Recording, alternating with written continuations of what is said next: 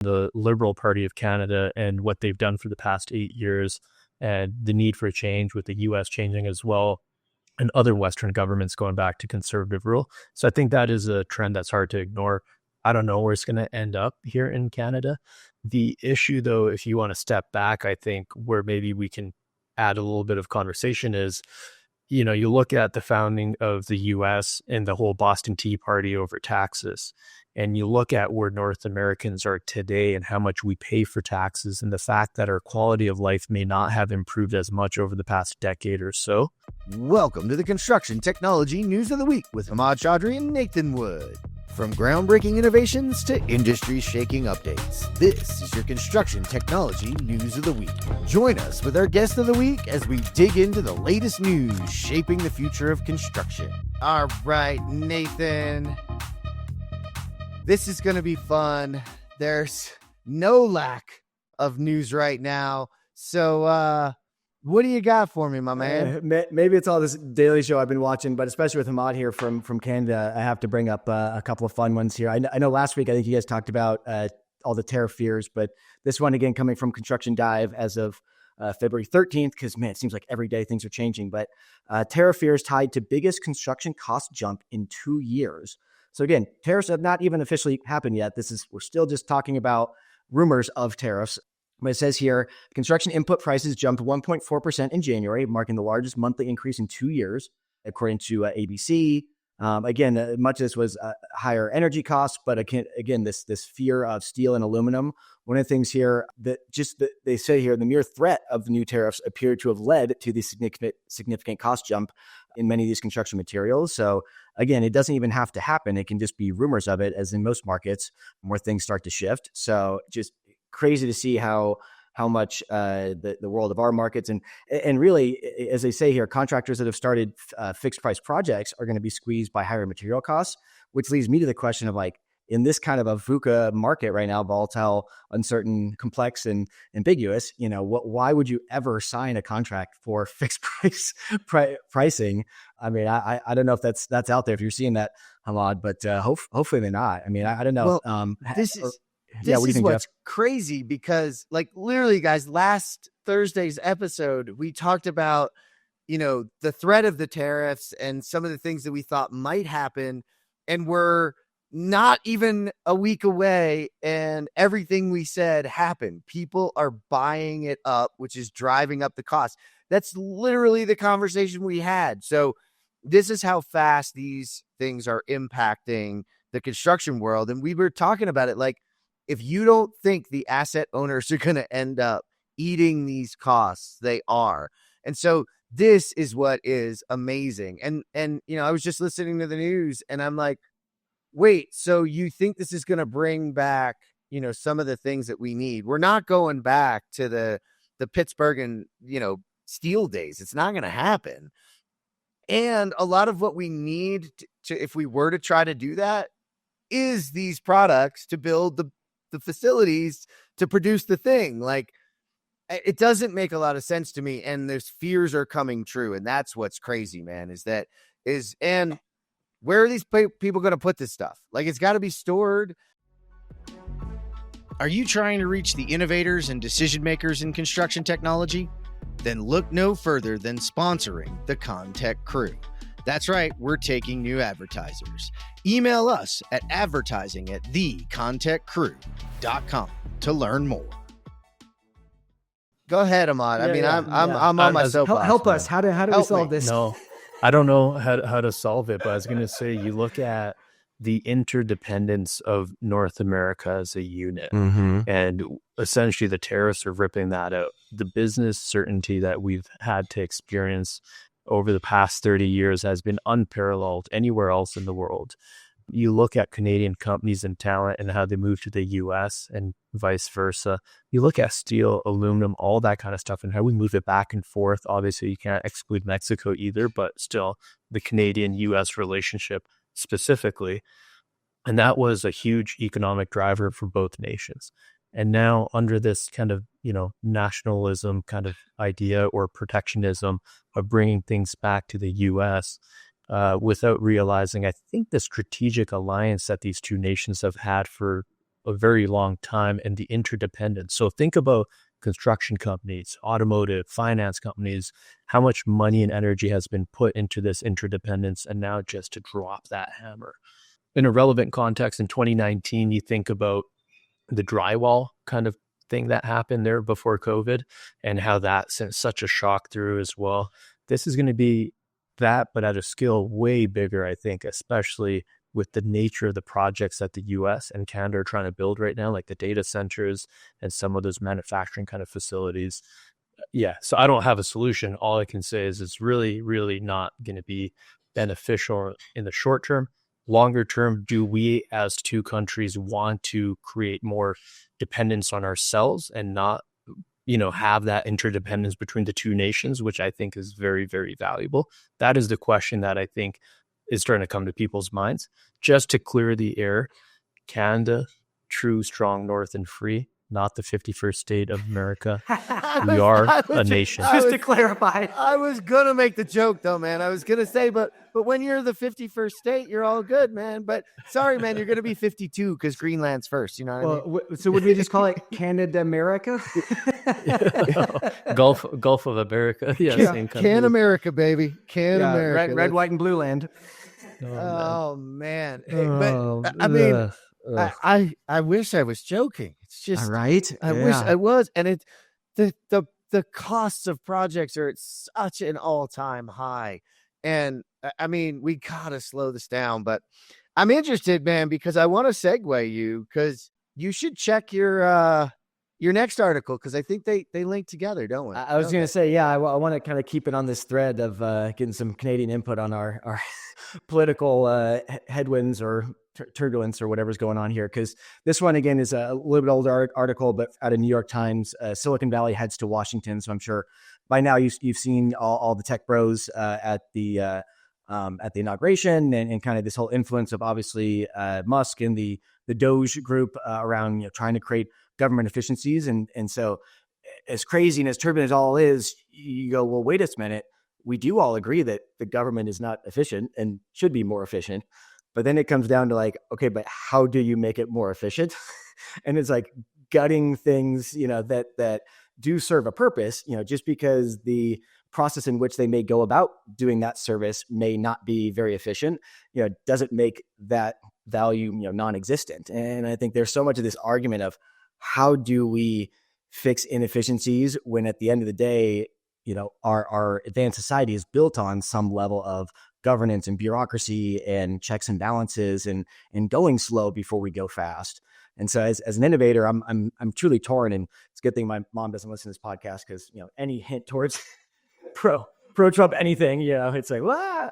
But I think it's interesting to see, because even folks like, you mentioned VC. So Andreessen Horowitz, I saw in this article here is a key player now in advancing the Trump agenda. And again, like, of all the craziness, like, is there some good that could come out of this? Jeff, what do you think? I'm not going to answer the question. I'm just going to ask it. I'm just going to say it's a real interesting, just sociological experiment here to see what we're consistently liberal leaning and pushing originally, when you think back to those days and what you think of tech, and now all of a sudden coming along on the other side. Is this like how we age as people? As you age as people, you go from far more optimistic and liberal to far more pessimistic or realistic is what I would say. Winston Churchill, if you're not born liberal, you don't have a heart. If you don't die a conservative, that you don't have a brain, was his famous quote. Exactly. And so are we seeing some of that? Yes. What I worry about, and I think I've made this pretty clear along the way, is I think having tech involved in our government in many ways is actually really important. We've seen a need for, and there's always in government an ability to gain more efficiencies, et cetera, and changes. But we also let them get away with a lot. And I do not want to see, when it came to social media, et cetera, we have an anxious generation. I've said this over and over. If you didn't read the book, read the book called Anxious Generation, and you'll see that the data supports that social media and the institution of that created a real problem in mental health for our children. And AI has some of the same, if not more, ability to impact our world in negative ways if we don't get ahead and don't do the ethical thing of analyzing and controlling. And we cannot let Silicon Valley run itself. They've proven that does not work, right? So how do we do it? The problem is, do we have the group of people that are thinking that way? I don't think so. And that's not a vote for one person or the other. I don't think our government really has the ability to have the difficult conversations and sit down at the table and shed who voted for them and have real conversations around making real change. It's at the current moment not something, and hasn't been something for a consistent period of time, that we can do. And that, to me, is a failure. And it's a failure that needs to be uncovered and really adjusted. And it should not be about who elected you. It should be about what you can do for the people that you represent, and the country that you represent, and the world in which you play in. Because Hammad, you hit it before, like, it's not going to be one country to rule them all. I don't want that. Right. I think that's the great experiment across the world of many, many governments and many, many different views working together in ways that make sense. And we have to do that here to promote that. And it's great to see, certain innovations. I'd love to see certain departments change completely. Like, I mean, come on, are taxes is a game, right? You already know what I owe you. You want me to come up with the game to tell you what that number is? Why don't you just tell me what the number is? And if I agree with it, I'll pay it. And if I don't, then I can go hire somebody to deal with it. Yeah. But we can't have a reality check. Come on, let's have a reality check. Yes, I know somebody's out there in accounting yelling at me. I was going to say, you are going to, yeah. I oversimplify. Our industry goes away if you do that. I oversimplify it, okay? But there is an opportunity, because too, as economies, as countries, we continue to change and grow and adapt, and we're not going to look the same in 10 years. We just don't. So I don't know. Yeah. I don't know if I went off on a tangent, but I want to bring it back to, I think it comes down to messaging. And Hammad, as you're about to go through an election cycle, and this whole, like, obviously the left struggle with their messaging and didn't get that message across as to, I think they're very principled into what they think we all should do. But like the whole what's in it for me, I would say that the right did a better argument of the, at the individual level, what's in it for me, and people ultimately voted that way. And so, like, flipping that on Canadian culture, like, I don't know, are you concerned about this upcoming election and things swaying, as Britain and others, I'm sure in the Brexit days, was kind of the same, are some of these waves hitting up there, or how are you guys reacting to all this as you prepare for your election?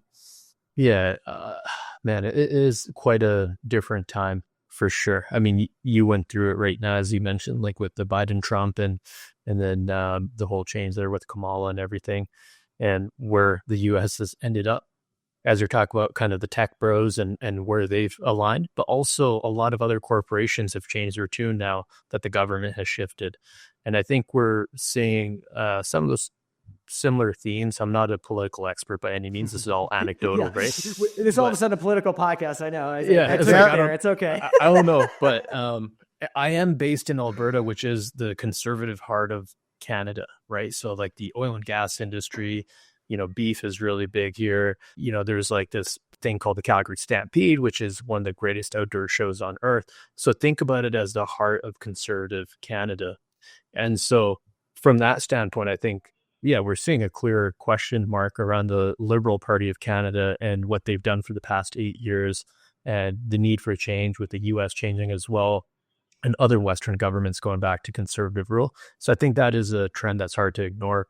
I don't know where it's going to end up here in Canada. The issue, though, if you want to step back, I think where maybe we can add a little bit of conversation is, you look at the founding of the U.S. and the whole Boston Tea Party over taxes, and you look at where North Americans are today and how much we pay for taxes, and the fact that our quality of life may not have improved as much over the past decade or so, as much as, we have over a longer time period. that is kind of maybe the thing that we got to start looking at is there going to be a return now, again, with the different regimes, that people are going to focus more on business and economic output and quality of life for people? Or is this going to be another place where people get left behind and we are focusing on efficiency, but for the sake of efficiency and some of those other things? So I don't have an answer. That's just my perspective. Yeah, rebellious. It's kind of like in the nature, in whatever direction, right?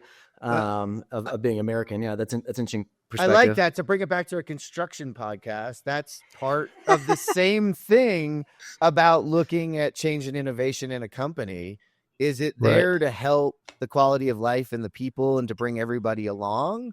Or is it to really get more out of them and grind down to a profit and do more with less and leave those people behind and put more in the pockets of the people leading?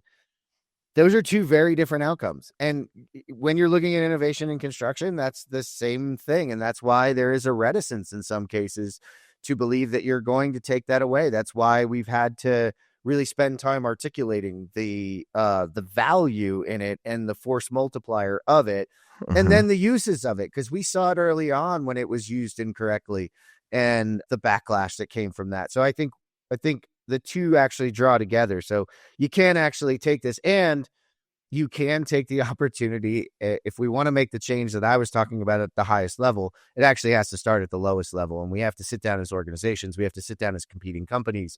We have to sit down and have those difficult discussions and come to conclusions. Because I've said this from the beginning, if you go into an argument looking to win, or a discussion or a meeting looking to win, why are you there?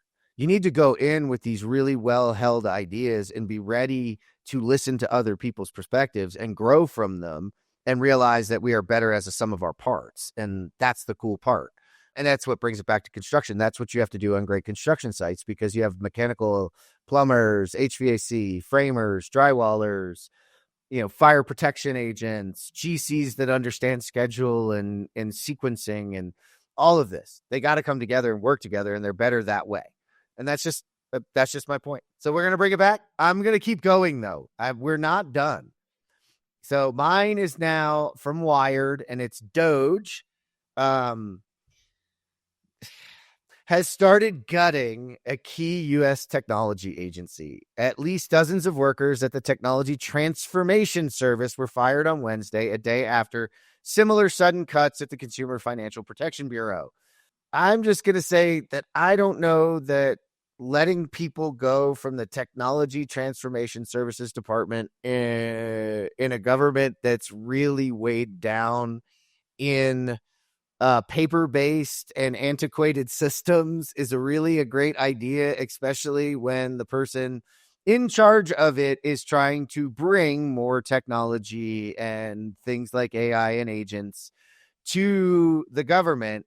I think we might want to focus on growing that, hey, Hammad, here's what I want you to do. I want you to go and cut a bunch of people in your innovation department, but I want you to do more, and I want you to innovate. It sound like Nathan doesn't do more with less, right? Do more with less. That is what we say, right? Does this really line up? Come on. I think maybe too, like the partisan angle. Again, as a Canadian, I have no insight into this, so just take with a grain of salt. But could be a partisan play. Like think about a corporation. You get new leadership change, new CEO comes in, whatever. They make some changes.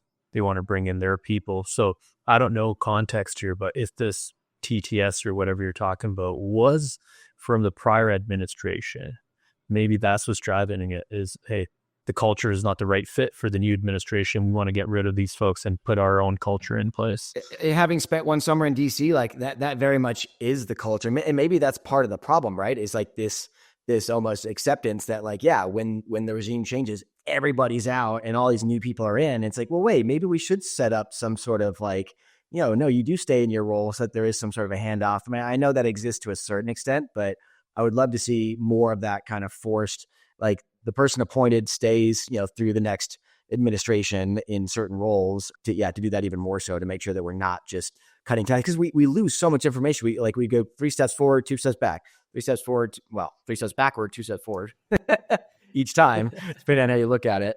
But I don't know. I like that you brought it back to business, Hammad, because you're right. This is like coming in and wholesale, new regime, getting rid of the old regime. And then what do you end up doing?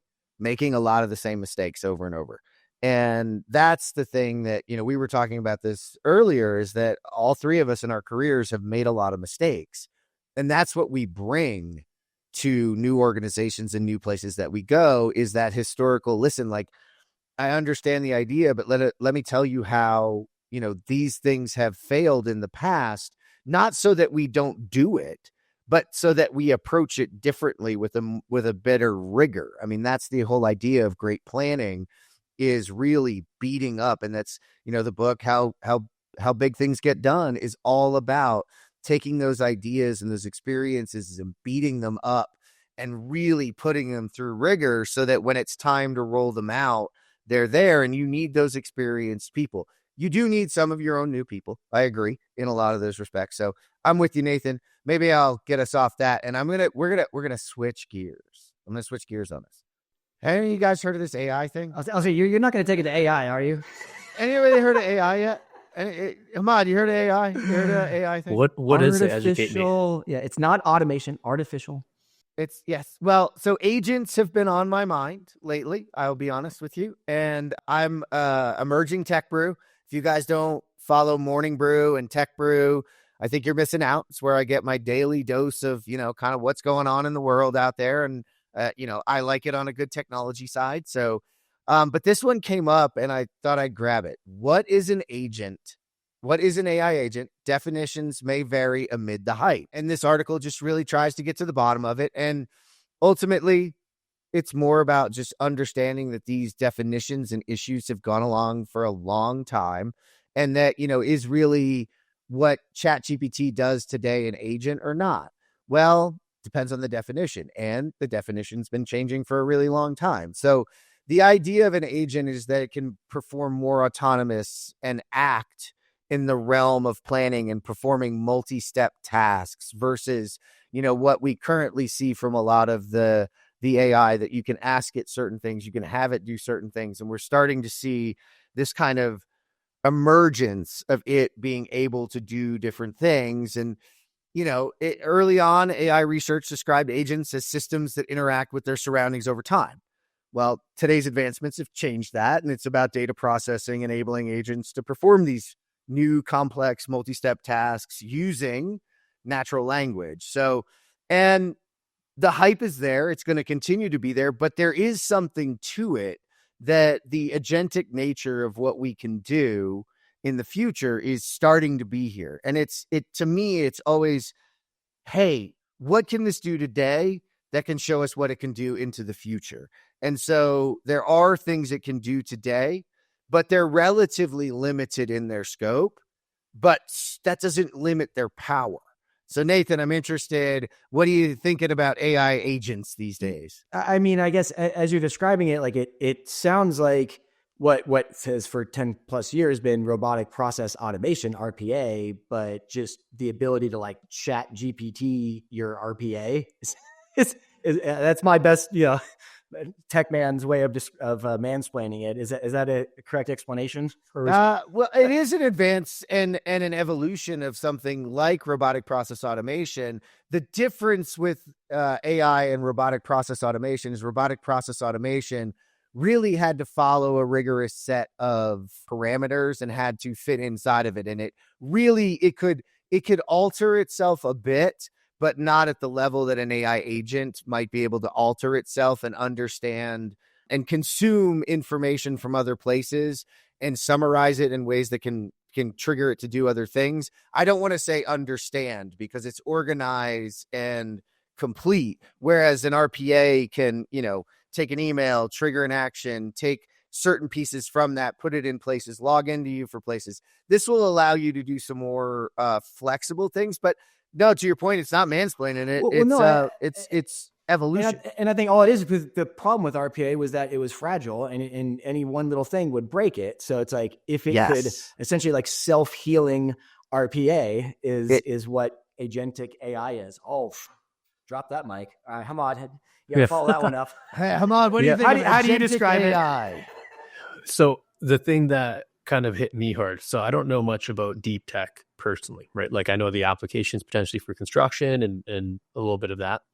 Where I've been kind of turning to get knowledge on this stuff is from some of the big kind of FANG groups, right? Like Facebook, Amazon, Microsoft, so on and so forth.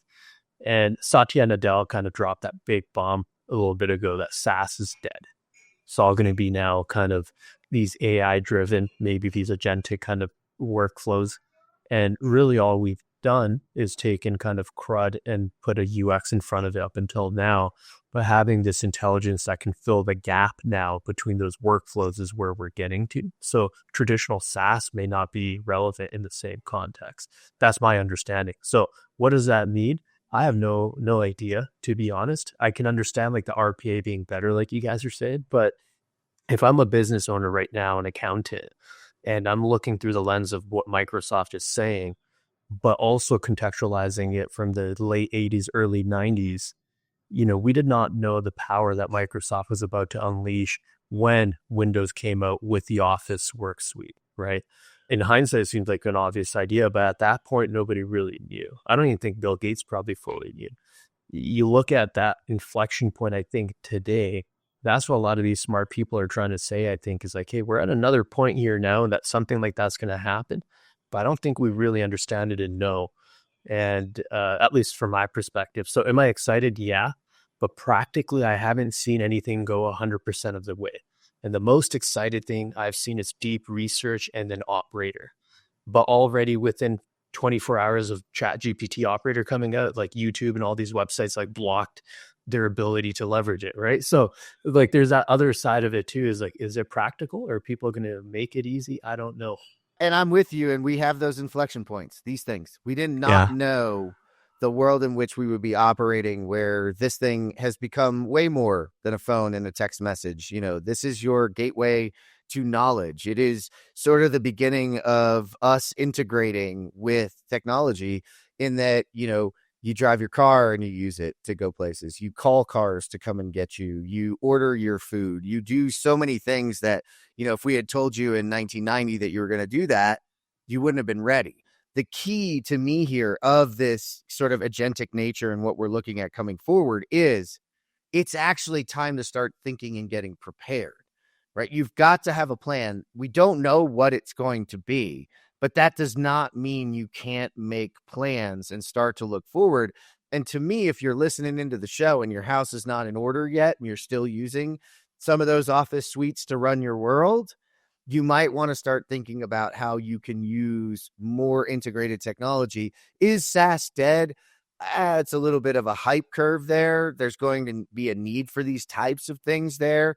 But getting your data house in order and getting your collection and innovation and strategy and culture ready, now's the time. You're behind. And this is another inflection point. So I agree with you there. Nathan? So I think at the end of the day, like when it comes to AI, the question that I'm like asking myself is, to get from a point A to point B, whatever that problem is, are you telling it, here's how you do step 1, 2, 3, 4, 5 to get there? Or are you asking it, how do you get there, and having it tell you? And those are two, that's a very scary thing to do the second one, right? Especially if you aren't necessarily a professional that has known how to do step 1 through 5 for the last, 15, 20 years, so that when you see what it comes up with, you can go, oh, that's actually a pretty good plan. Because in that case, agentic AI is great. But agentic AI in the wrong hands of some new engineer fresh out of school, that's like, hey, I'm just going to chat GPT what I should do here and have it tell me something. Like, it could tell you something completely wrong and you wouldn't know how to check against it. It's like, that's where I get excited, but I get concerned in this like over reliance on the AI, because I know the brain behind it is a bunch of mush that it's looking at. We're not feeding it any good data. The other thing too is this is true. Is there leaps in infrastructure and stuff that we don't know about? So like I keep going back to that example. I can't remember what book that was. Jeff talked about this a while ago, where they talk about DSL and coax, and then some of these developed nations later on just went straight to GSM and cellular. They didn't need to put the infrastructure in. yeah, they were behind and all that kind of stuff versus leading the edge. But what I'm getting at is, what is that balance also in our marketplace of where do you take your foot off the gas and let things settle so you can take advantage of that being, or where do you actually go and you carve and charter the new path, right? And that's not a one size fits all. Actually, and that's actually an interesting part of this is it is about your culture. It is about your company, and it is about who you are as an organization. There are many organizations that will sit back and should sit back because that fits their culture, that fits their strategy. But there are others that will lean and be on the bleeding edge because that fits their culture. And so that's a cultural question for businesses to answer themselves and people to answer themselves. But ultimately, the thing about it is to be prepared and to be looking for it. And by the way, those ones that could make a jump, did they lose a lot during that time, or was it just perfect timing? That's another question. So we're going to leave you guys with lots of questions. This was an interesting and fun news section. Hammad, thanks for staying on. Thank you, Nathan. Thank you, Jeff. I appreciate it. I do as well. Nathan, thank you for taking us down the rabbit hole as usual and having an awesome time. Thanks, man. Oh, man. Got to bring the business and public policy into the discussion every once in a while. I can't be too techie.